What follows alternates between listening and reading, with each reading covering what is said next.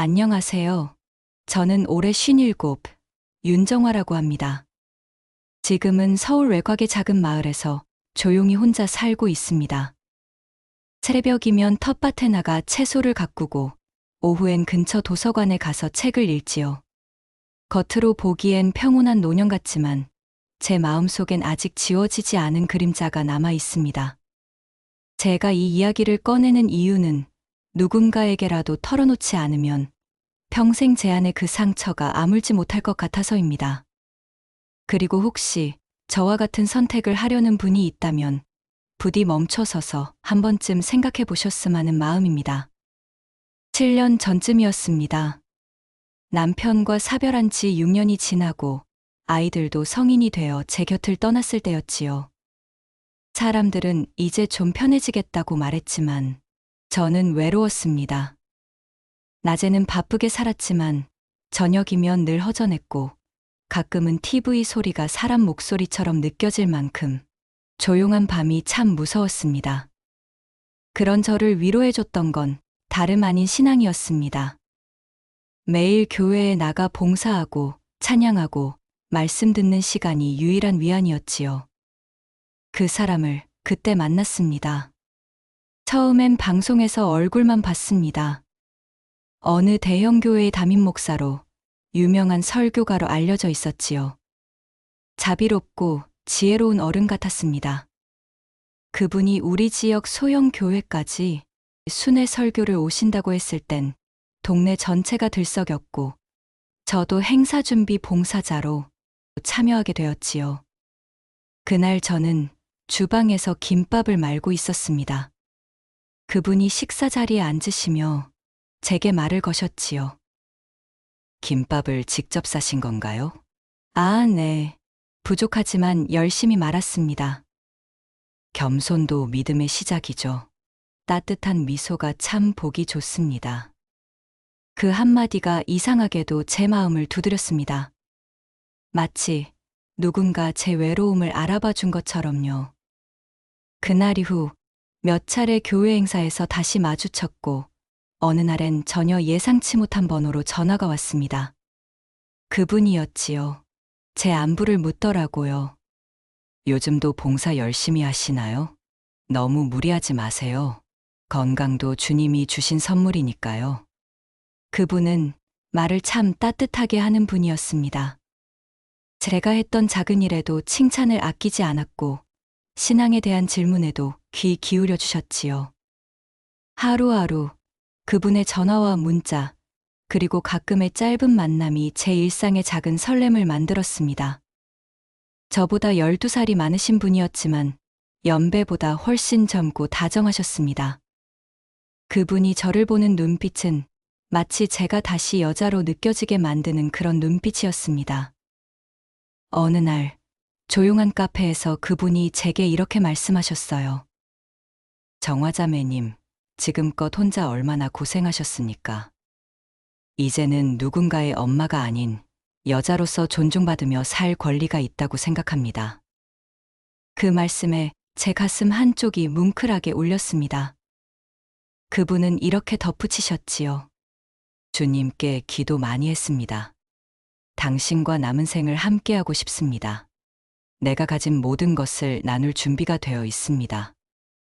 처음엔 망설였습니다. 주변 시선도 있었고 나이차도 무시할 수 없었거든요. 하지만 그는 말했습니다. 내 인생도 끝자락입니다. 하지만 그 끝에 당신이라는 빛이 있어주면 좋겠습니다. 참으로 아름다운 고백이었습니다. 그 순간 제 마음에선 이런 생각이 들었지요. 이 사람이라면 남은 인생을 함께해도 괜찮겠다. 아이들에게 말했을 땐 걱정 반, 축하 반이었습니다. 엄마가 좋다면 우리는 응원해요. 다만 조심은 하세요. 큰딸이 했던 그 말이 나중에 그렇게 아프게 다가올 줄은 그땐 몰랐습니다. 결혼식은 비공개로 조용히 진행되었습니다.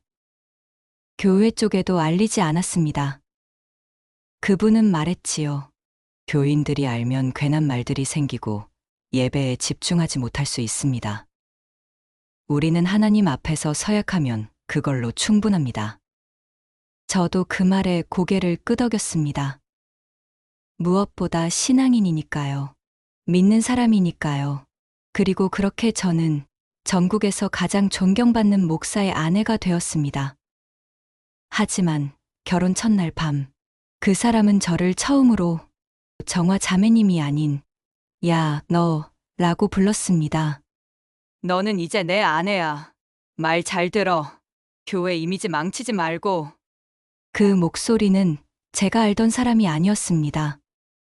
얼굴도, 말투도, 눈빛도 완전히 다른 사람이었지요. 저는 그때 모른 척했습니다.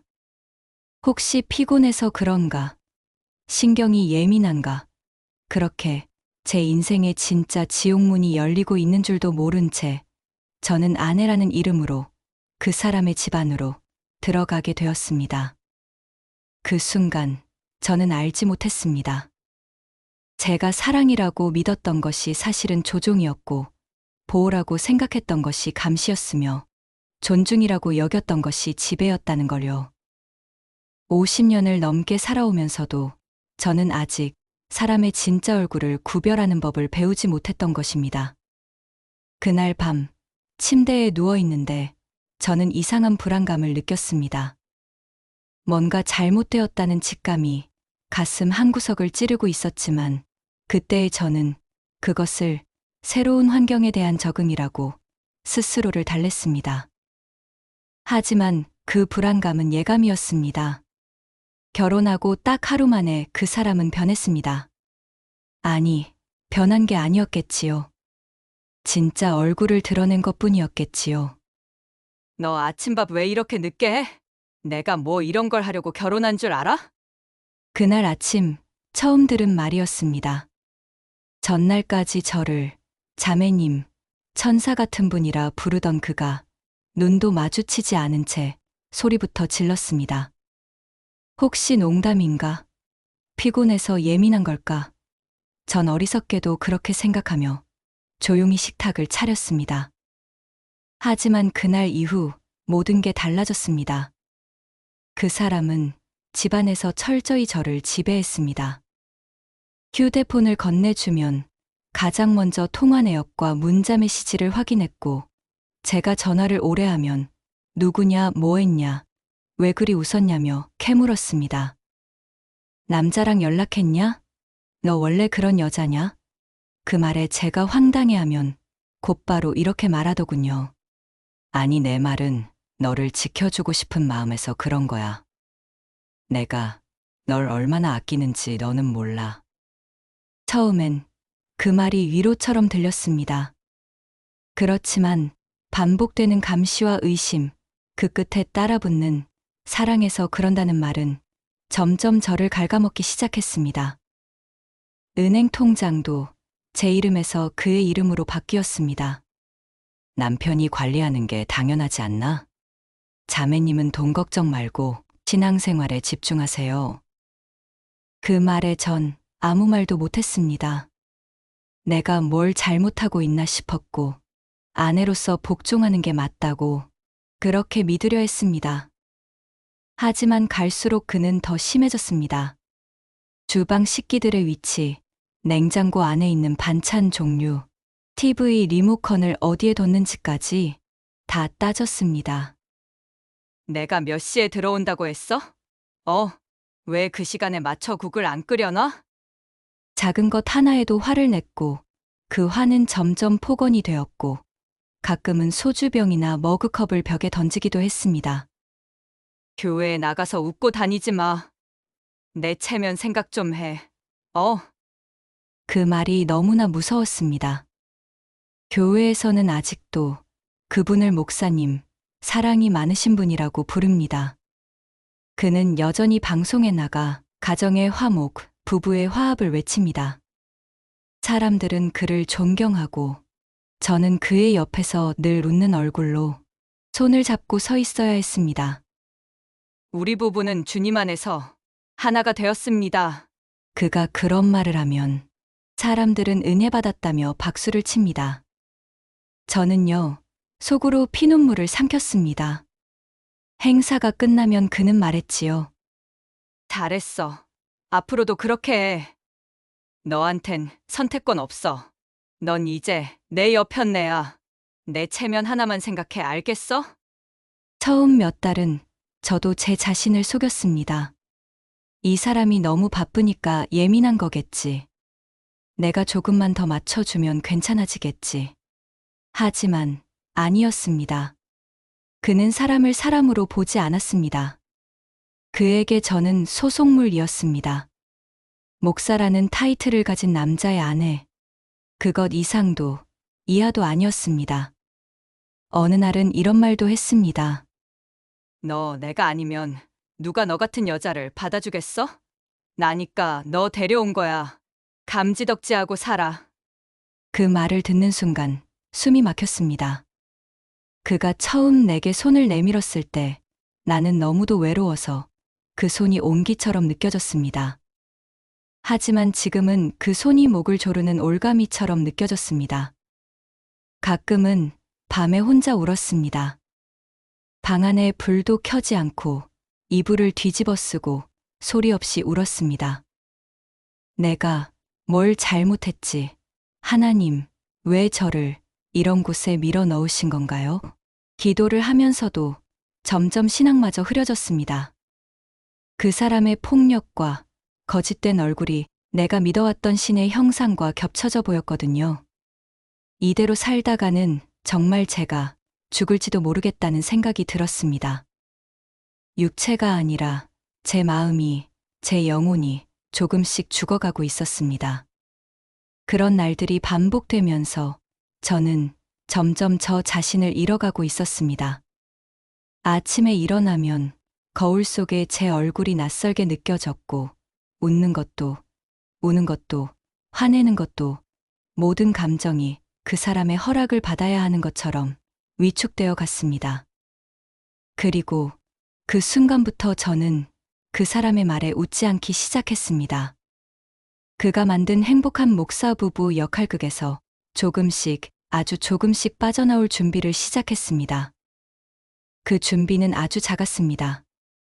다이어리 한 권, 오래된 녹음기 하나, 그리고 단 하나의 희망, 누군가 나를 믿어줄 사람은 있을 것이다. 50대를 넘긴 나이에 이런 상황을 맞닥뜨린다는 건 참으로 절망적이었습니다. 젊을 때라면 다시 시작할 용기라도 있었을 텐데, 이 나이에 다시 혼자가 된다는 것이 두려웠고, 그래서 더욱 참고 견디려 했던 것 같습니다. 하지만 그날 밤, 거울 속에 제 얼굴을 보며 깨달았습니다. 나이가 많다고 해서 존중받을 권리가 사라지는 건 아니라는 걸요. 오히려 이 나이까지 살아온 경험과 지혜로 더 현명한 선택을 할 수 있어야 한다는 걸요. 사람이 사람을 속이는 건 생각보다 간단하더군요. 그 사람이 한껏 웃으며 설교하는 모습, 두 손을 모으고 기도하며 회중에게 사랑을 말하던 그 장면은 이제 제게는 그저 무대 같았습니다. 그리고 저는 그 연극의 조연이었지요. 말 한마디, 눈짓 하나조차 연습된 대본처럼 흘러갔고 카메라가 꺼지는 순간 그는 더 이상 목사님이 아니었습니다. 너는 왜 그렇게 눈빛이 흐리멍텅하냐? 웃어 예쁘게. 네가 왜 거기 앉아 있는지 아직도 몰라? 그 말에 저는 웃었습니다. 거울을 보며 웃는 연습까지 했던 날도 있었지요. 그렇게 하루하루 견디던 중 어느 날 남편이 출장을 간다고 하더군요. 기독교 방송과 해외 컨퍼런스를 겸한 사역 출장이라며 떠났습니다. 그 이틀 동안 집은 고요했고 저는 처음으로 한숨을 놓을 수 있었습니다. 그리고 그 고요 속에서 처음으로 그 사람의 서재문을 열어보았습니다. 늘 자물쇠로 잠겨 있었던 그 문이 이상하게도 그날따라 열려 있었지요. 그 방엔 큼지막한 책장과 기도문서, 설교 원고가 잔뜩 쌓여 있었습니다. 처음엔 궁금증이었지만 곧 그것은 직감이 되었습니다. 책장 아래 두꺼운 바인더 하나, 사역 관련 재정 자료라 적힌 그 바인더를 열자 수상한 헌금 내역과 금액이 빼곡히 적혀 있었습니다. 주일 헌금 정산, 대회비, 건축 헌금 특별 계좌, 별도 관리. 그중 어떤 장에는 낯익은 이름이 눈에 들어왔습니다. 교회 여전도회 회장님의 이름. 그분의 사업체에서 정기적으로 거액이 입금되고 있었지요. 그리고 다른 문서 파일 속에는 충격적인 메모가 있었습니다. 신도와의 상담 기록, 6회 방문, 문제없음, 전도사, 자숙중, 외부 노출 금지. 그 사람은 단지 독재적인 남편만이 아니었습니다. 그는 교회를 이용했고 사람들의 믿음을 욕망으로 바꾸고 있었습니다. 갑자기 온몸에 소름이 돋았습니다. 도대체 얼마나 많은 이들이 그 사람에게 이용당한 걸까? 그리고 나 역시 그 중 하나였을 뿐일까? 무서웠습니다. 서재에서 나와 거실에 앉아 오래도록 손을 떠는 저 자신을 보았습니다. 그날 밤 저는 다이어리에 처음으로 그 사람의 민낯을 기록했습니다. 그 사람은 출장을 핑계로 자리를 비웠다. 나는 그의 서재에서 재정장부와 상담 기록을 발견했다. 나를 포함해 많은 여성들이 이용당했을 가능성이 있다. 진실을 외면하지 말자. 더는 속지 말자. 그 순간 무언가 제 안에서 깨졌습니다. 그 사람을 향한 신뢰, 두려움, 그리고 언젠가는 나아질 거란 막연한 기대까지도. 며칠 후 그는 돌아왔고 평소처럼 사역이 풍성했다고 말했습니다. 그리고 제게 이렇게 묻더군요. 잘 있었지? 혹시 내가 없는 동안 이상한 짓 한 거 아니지? 순간 등줄기가 서늘해졌습니다. 그가 아무것도 모른다는 확신이 들지 않았습니다. 그날 밤 그는 평소보다 더 자애로운 얼굴로 저를 안았습니다. 당신만 믿는다며 등을 쓰다듬었지만 그 손끝이 전혀 따뜻하지 않았습니다. 그 이후로 저는 녹음기를 켜두기 시작했습니다. 매일 저녁 그 사람의 말과 행동, 협박, 강요, 모든 걸 조용히 기록했습니다. 그 사람이 전화하는 걸 몰래 듣기도 했습니다. 낯선 여자 목소리, 농담 섞인 말투, 그가 결코 의로운 목사가 아님을 확신할수록 저는 점점 두려움을 내려놓게 되었지요. 하루는 제가 그에게 물었습니다. 목사님, 아니 여보, 당신은 왜 그렇게 사람들 앞에서 앞과 뒤가 다르세요? 그는 피식 웃더니 제 뺨을 천천히 쓸며 이렇게 말했습니다. 세상은 그렇게 단순하지 않아. 사람들이 바라는 내가 있고 진짜 내가 따로 있는 거야. 넌 그걸 이제 배워야지. 그 순간 확신했습니다. 그는 진심으로 자기가 옳다고 믿고 있었습니다. 가스라이팅, 폭력, 이중성, 그 모든 것이 그에겐 목회의 일환이자 하나님의 일이라 생각하는 듯 했지요. 그는 괴물이었습니다. 하지만 거룩한 탈을 쓰고 있었습니다. 그 무렵 저는 그의 행동 패턴을 관찰하기 시작했습니다. 교회에서 설교할 때는 어떤 표정을 짓는지, 교인들과 대화할 때는 어떤 말투를 쓰는지, 그리고 집에 돌아와서는 어떻게 변하는지, 그 모든 것이 계산된 연기였다는 걸 알게 되면서 저는 오히려 마음이 차분해졌습니다. 이제 그의 거짓말에 휘둘리지 않게 된 것이죠. 어느 날 밤, 그가 또 다른 여성과 통화하는 걸 들었습니다. 걱정 말아요. 아내는 아무것도 모르니까. 우리 일은 하나님의 뜻이에요. 그 말을 듣는 순간 저는 오히려 웃음이 나왔습니다. 하나님의 뜻이라고요? 불륜을, 거짓말을, 배신을 하나님의 뜻이라고 말하는 이 사람의 뻔뻔함이 더 이상 저를 상처 입히지 못했습니다. 나는 그 괴물에게서 벗어나야 했습니다. 아니, 그를 세상에 드러내야 했습니다. 그게 나를 살리는 길이고 그를 믿고 따르는 사람들을 구하는 길이기도 했으니까요. 50대 중반의 나이에 새로운 인생을 시작한다는 것이 두렵지 않았다면 거짓말이겠지요. 하지만 그보다 더 두려운 것은 이대로 썩어가는 것이었습니다. 제 영혼이, 제 존재 가치가 완전히 사라져버리는 것이었어요. 그 사람의 말과 행동을 기록한 지 석 달이 지났습니다. 그간 저는 말 그대로 배우가 되었지요.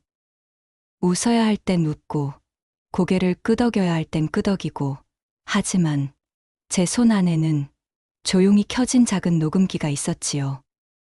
그건 제게 진실의 증명서이자 언젠가 도망칠 수 있다는 약속 같은 것이었습니다.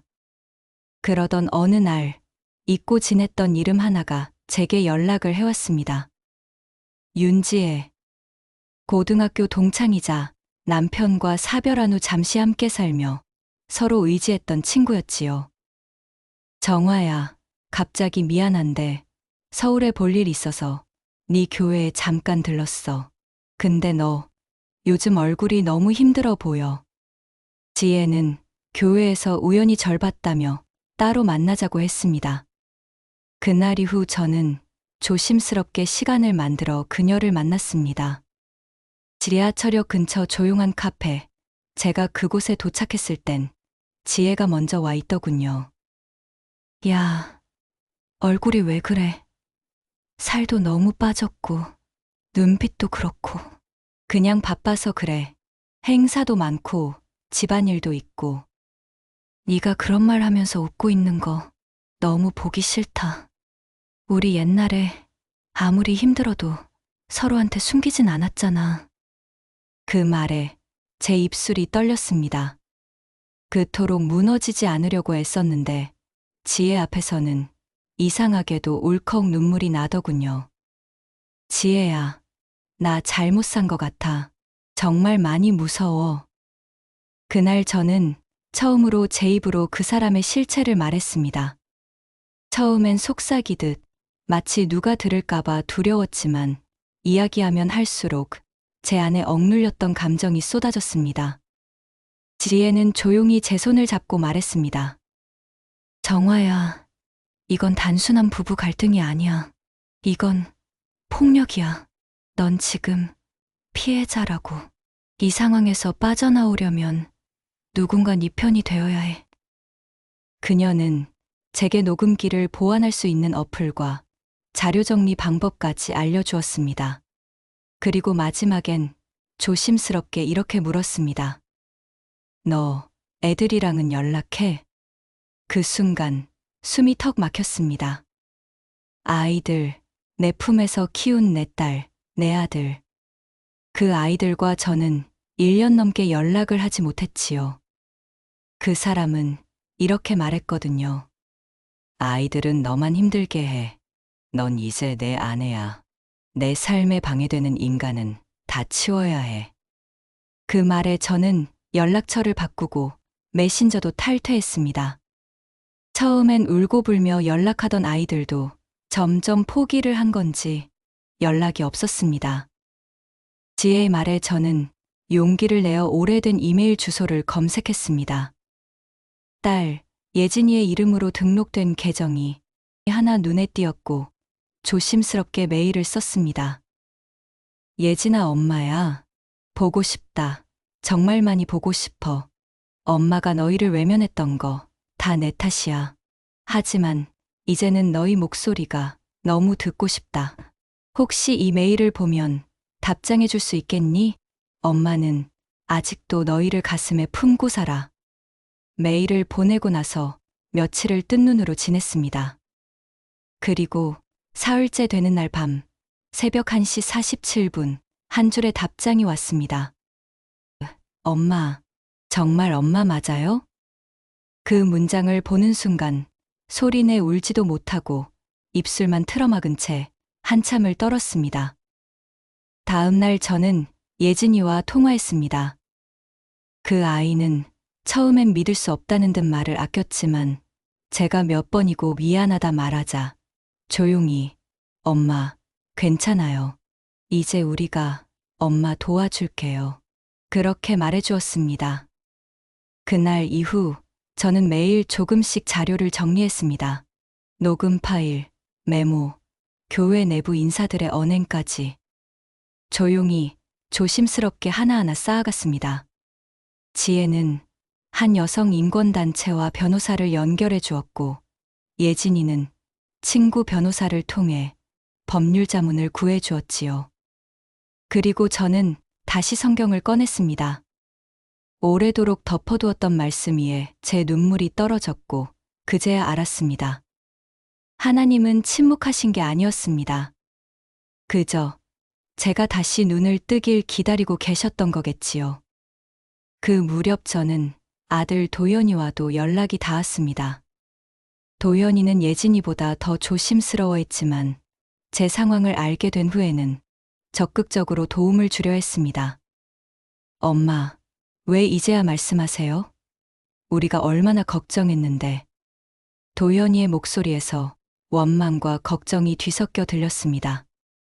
하지만 그 원망조차 저에게는 따뜻했습니다. 누군가 저를 걱정해준다는 것, 제가 사라져도 상관없는 존재가 아니라는 것을 확인할 수 있었으니까요. 아이들과의 연락이 닿으면서 저는 점점 용기를 얻기 시작했습니다. 제가 혼자가 아니라는 것, 저를 사랑하고 지지해주는 사람들이 있다는 것을 알게 되면서 그동안 저를 옭아매고 있던 두려움의 사슬이 조금씩 풀어지기 시작했습니다. 그 사람은 여전히 저를 감시하고 통제하려 했지만 이제 저는 달랐습니다. 표면적으로는 순종하는 척하면서도 마음속으로는 계획을 세우고 있었지요. 어느 날 밤, 그 사람이 또 다른 폭언을 퍼부었을 때 저는 처음으로 정면으로 그를 바라봤습니다. 왜 그런 눈으로 봐? 기분 나쁘게? 그 말에 저는 조용히 답했습니다. 아니에요. 그냥 당신이 누구인지 이제야 알겠어서요. 그 순간 그의 얼굴에 스친 당황스러운 표정을 저는 놓치지 않았습니다. 처음으로 제가 그를 흔들어 놓았다는 걸 느꼈어요. 그리고 저는 다짐했습니다. 더는 속지 않겠다. 더는 참고 살지 않겠다. 아내라는 이름이 제 인생을 억누르게 두지 않겠다. 50대의 나이에 새로운 시작을 한다는 것이 쉽지 않다는 걸 잘 알고 있었습니다. 하지만 그보다 더 힘든 것은 이대로 죽은 듯이 사는 것이었어요. 제 존재 가치를 완전히 잃어버리고 사는 것이었습니다. 사람들이 흔히 묻습니다. 왜 이제야 말하셨어요? 그동안 도대체 왜 참으셨어요? 그런 말을 들으면 저는 한참 말이 막힙니다. 왜 이제야 말했느냐고요? 그건요, 이제야 제가 저를 믿게 됐기 때문입니다. 저는 오래도록 제가 잘못한 줄 알았습니다. 제가 못나서 혼나고 제가 말을 안 들어서 무시당한다고. 그래서 그 사람의 폭언도 손찌검도 의심도 다 제가 감당해야 하는 벌인 줄 알았지요. 하지만 아니었습니다. 그건 벌이 아니라 폭력이었습니다. 죄가 아니라 학대였습니다. 그리고 저는 피해자였습니다. 그걸 인정하는데 참 오래 걸렸습니다. 그러고 나니 이 모든 진실을 세상에 알려야겠다는 용기가 생겼습니다. 지혜와 예진이의 도움으로 저는 여성단체에 먼저 접촉했습니다. 제 사정을 들은 변호사분은 조용히 말하더군요. 이건 단순한 가정폭력 사건이 아닙니다. 교회의 권력을 이용한 심각한 인권 침해고 종교를 빙자한 범죄입니다. 이 말에 처음으로 제 고통이 사회적 문제가 될 수 있다는 걸 알았습니다. 그날 이후 저는 움직이기 시작했습니다. 기록했던 녹음 파일을 정리하고 그 사람의 서재에서 촬영한 장부 사진과 메모, 그리고 증언 가능한 내부 인사의 연락처까지. 처음에는 두려웠습니다. 내가 이렇게까지 해도 되는 걸까? 이러다 교인들에게 돌맞는 거 아닐까? 하지만 그런 생각을 할수록 그 사람이 제게 했던 마지막 말이 떠올랐습니다. 너 만약 내 입지 망치면 그날로 네 인생 끝장이다. 넌 내 아내야. 어디 가서도 그 이름 못 대. 그 말은 결국 협박이었습니다. 사랑도 믿음도 아니었습니다. 그래서 저는 결심했습니다. 끝까지 가보자. 내가 무너져도 좋다. 하지만 그 사람의 거짓은 무너지게 하자. 먼저 언론에 익명 제보를 했습니다. 대형 교회 담임 목사 가정폭력 의혹, 헌금 횡령 정황, 여성 신도 상담 관련 부적절한 행위. 며칠 후 지역 인터넷 언론에 작게 보도가 났습니다. 처음엔 조용했지만 점점 커졌습니다. 교회 내 다른 피해자들이 익명으로 제보를 시작했고 결국 전국 일간지에 대문짝만하게 보도가 나왔습니다. 속보, 전국 최대 대형교회 목사, 가정폭력 및 헌금 유용 의혹, 아내에게 체면 지켜라 강요, 여성 신도 상담 중 성적 언행도. 그 사람은 평소처럼 주일 설교에 나왔습니다. 하지만 그날 교회는 이상하리만치 조용했습니다. 그는 단상에 올라 이렇게 말했지요. 요즘 저를 둘러싼 안타까운 오해가 있습니다. 악의적인 제보와 왜곡된 사실로 인해 많은 분들이 혼란을 느끼고 계시리라 생각합니다. 하지만 저는 진실로 주님 앞에 떳떳합니다. 그 말을 듣는 순간 제 온몸에 소름이 돋았습니다. 떳떳하다고요? 그가 돌아온 그날 밤, 집은 조용했습니다. 말없이 식탁에 앉은 그는 국을 떠먹다 말고 숟가락을 내려놓고 말했습니다. 너야? 그거 네가 터뜨린 거야? 전 고개를 들었습니다. 그래요. 나예요. 그러자 그는 조용히 웃었습니다. 그래, 어디 한번 해보자고. 내가 이렇게 무너질 사람인 줄 알아? 세상이 날 어떻게 대하는지 몰라서 이러는 거지? 그는 여전히 자신감 넘쳤습니다. 방송국에 전화를 돌리고 교회 장로들에게 상황을 수습하라며 소리쳤고 심지어 저를 향해 명예훼손 고소장을 내겠다고 협박했습니다. 하지만 저는 흔들리지 않았습니다. 왜냐고요? 제 곁에 아이들이 있었거든요.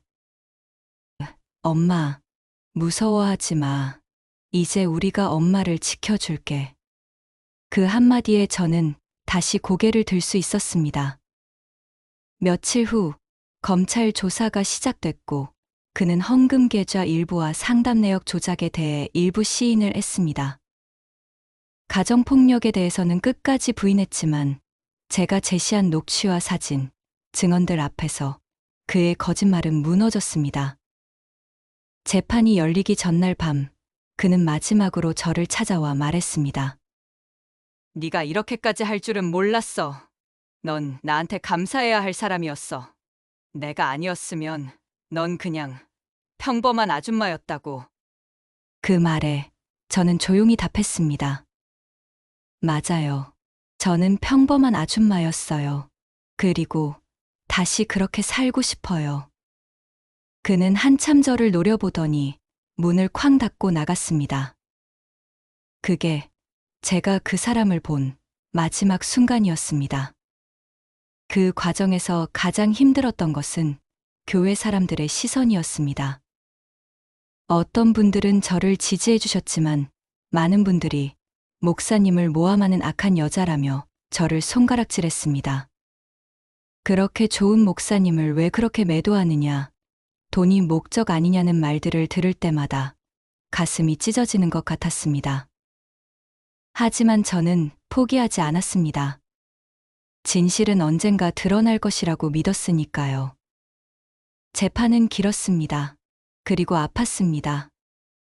제 입으로 내가 겪은 고통을 하나하나 진술한다는 건 그 어떤 고문보다 잔인한 일이었지요.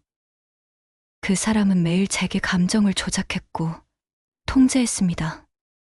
폭언, 모욕, 통금, 휴대폰 검사. 아내가 아니라 인질 같았습니다. 판사 앞에서 떨리는 손으로 말을 이어갈 때마다 제 안에 깊숙이 박혀있던 수치심이 조금씩 빠져나가는 것 같았습니다. 그는 끝까지 말했습니다. 아내가 과장된 피해자 코스프레를 하고 있다. 내가 교회를 잃지 않으려는 몸부림을 악의적으로 왜곡한 것뿐이다. 하지만 녹음 파일과 서재 사진, 내부 증언은 그의 마지막 위선까지 벗겨냈습니다. 3개월 후 법원은 판결을 내렸습니다.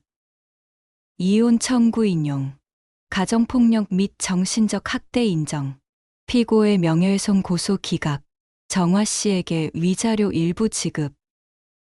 그는 재정 일부를 저에게 넘겨야 했고 교회에서는 물러났습니다. 정확히 말하면 등 떠밀리듯 사임했지요. 언론에서는 여전히 이 사건을 두고 목회자의 사생활 논란이라 쓰기도 했고 몇몇 사람들은 아직도 믿기 힘들다는 듯 말하더군요. 그렇게 인자하던 목사님이 설마 저 여자 뭘 노리고 있는 거 아닐까? 그런 말들이 아직도 세상에 남아있다는 걸 압니다. 하지만 이젠 흔들리지 않습니다. 왜냐고요? 저는 살아야 하니까요. 그리고 살아냈으니까요. 이혼이 성립되고 법적 절차가 마무리되던 날, 법원 앞에서 예진이와 도연이가 저를 기다리고 있었습니다. 엄마, 이제 진짜 끝났어. 우리끼리 다시 시작해보자. 그 말에 저는 처음으로 그 아이들 앞에서 소리내 울었습니다. 미안해 엄마가 너무 늦었지? 예진이는 제 손을 잡고 말했습니다. 엄마, 이제부터는 우리가 엄마를 지켜줄게요. 우리 셋이서 천천히 다시 살면 돼요. 그날 밤 우리는 셋이서 오랜만에 함께 밥을 먹었습니다. 그냥 평범한 된장찌개 한 상이었는데 그 자리에서 저는 오랜만에 엄마라는 이름으로 웃을 수 있었습니다. 그 후 저는 교회도 떠났습니다. 사람들이 많은 예배당은 아직도 숨이 막히거든요. 대신 집 근처에 있는 작은 성경 공부 모임에 나가고 있습니다. 거기선 제가 무슨 일을 겪었는지 묻지 않습니다. 그저 오늘 하루를 어떻게 살아냈는지만 묻습니다. 텃밭도 다시 시작했습니다. 고추도 심고, 가지도 키우고. 처음엔 흙냄새조차 낯설었지만, 이젠 땅을 만지는 이 시간이 제게 큰 위로가 됩니다. 새로운 일상을 만들어가는 과정은 쉽지 않았습니다. 50대 중반의 나이에 혼자서 모든 것을 결정하고 책임져야 한다는 것이 때로는 벅찼어요. 하지만 그럴 때마다 아이들이 힘이 되어 주었고, 지혜 같은 친구들이 곁에 있어 주었습니다. 가끔은 밤에 잠이 오지 않아 그 시절을 떠올릴 때가 있습니다. 하지만 이제는 그 기억들이 저를 괴롭히지 않아요. 오히려 내가 그 모든 것을 견뎌냈구나. 나는 정말 강한 사람이었구나 하는 자부심이 들기도 합니다. 그리고 오늘 이 이야기를 꺼내게 된 이유는 하나입니다. 누군가 지금 이 순간에도 그 사람처럼 거룩한 탈을 쓴 괴물 곁에서 조용히 울고 있을지도 모르니까요. 제가 하고 싶은 말은 단 하나입니다. 당신 잘못 아닙니다. 사랑해서 견딘 게 아닙니다. 겁이 나서 너무 외로워서 그저 하루하루 버티느라 입 다문 거지요. 하지만 이제는 말해야 합니다. 그 침묵이 당신을 더 상처 입히니까요. 저는 목사의 아내가 아니어도 괜찮습니다. 누군가의 아내가 아니어도 저는 저로서 살아도 된다는 걸 이제야 알게 되었습니다. 누군가에게 이렇게 말하고 싶습니다. 그 사람은 악마였습니다. 하지만 저는 그 악마의 그림자 속에서도 끝내 저를 지켜냈습니다. 이제는 그림자가 아닌 햇살 속에서 살고 싶습니다. 그리고 당신도 그럴 수 있습니다. 50대라는 나이가 새로운 시작의 늦은 나이라고 생각하시는 분들이 있을지도 모릅니다. 하지만 저는 이제 알아요. 나이는 숫자일 뿐이라는 것을. 언제든지, 몇 살이든지, 우리는 새로운 인생을 시작할 수 있다는 것을요. 지금 제 삶은 화려하지 않습니다. 큰 집도 없고, 많은 돈도 없어요. 하지만 저는 행복합니다. 진짜로, 정말로 행복합니다. 왜냐하면 이제는 제가 저를 사랑할 수 있게 되었거든요. 외로움은 죄가 아닙니다. 하지만 외로움을 틈타 삶을 지배하려는 사람은 반드시 경계해야 합니다. 신앙은 사랑과 용서를 말하지만 그보다 먼저 존엄과 자존을 지켜야 합니다. 나 자신을 구하는 일, 그건 결코 이기적인 일이 아닙니다. 50대에 접어들어 새로운 인생을 시작한다는 것은 분명 쉬운 일이 아닙니다. 하지만 저는 이제 확신합니다. 진정한 삶은 나이와 상관없이 언제든 시작될 수 있다는 것을요. 혹시 지금 이 이야기를 들으시면서 가슴이 아프신 분이 계신다면, 혹시 비슷한 상황에 놓여 계신 분이 있다면 제가 감히 말씀드리고 싶습니다. 당신은 혼자가 아닙니다. 당신에게는 선택할 권리가 있습니다. 그리고 무엇보다 당신은 사랑받을 자격이 있는 소중한 사람입니다. 나이가 들었다고, 힘이 없다고, 경험이 부족하다고 해서 포기하지 마세요. 오히려 이 나이까지 살아온 경험과 지혜가 더 현명한 선택을 할 수 있게 해줄 것입니다. 저는 지금도 매일 배우고 성장하고 있습니다. 텃밭에서 채소를 키우며 생명의 소중함을 배우고, 책을 읽으며 새로운 세상을 만나고, 아이들과의 시간을 통해 다시 엄마로서의 기쁨을 찾아가고 있어요. 어떤 날은 여전히 외롭고, 어떤 날은 그 시절의 상처가 아물지 않은 것처럼 아프기도 합니다. 하지만 그런 날에도 저는 알아요. 이 모든 고통이 헛되지 않았다는 것을, 그리고 제가 살아남아 이 이야기를 들려줄 수 있다는 것 자체가 기적이라는 것을요. 누군가는 저에게 묻기도 합니다. 후회는 없으세요? 후회요. 물론 있습니다. 좀 더 일찍 눈을 뜰 수 없었을까? 아이들에게 더 일찍 도움을 요청할 수 없었을까? 그런 생각들이 가끔 머릿속을 스쳐갑니다. 하지만 더 큰 것은 감사함입니다. 늦었지만 깨달을 수 있었다는 것, 용기를 낼 수 있었다는 것, 그리고 사랑하는 사람들과 다시 함께할 수 있게 되었다는 것에 감사합니다. 제 이야기가 누군가에게는 위로가 되었으면 좋겠고, 누군가에게는 용기가 되었으면 좋겠습니다. 그리고 무엇보다 아직 그 어둠 속에서 헤매고 계신 분들에게는 희망의 빛이 되었으면 합니다. 기억하세요. 당신의 인생은 당신 것입니다. 누구도 당신의 존엄성을 짓밟을 권리는 없어요.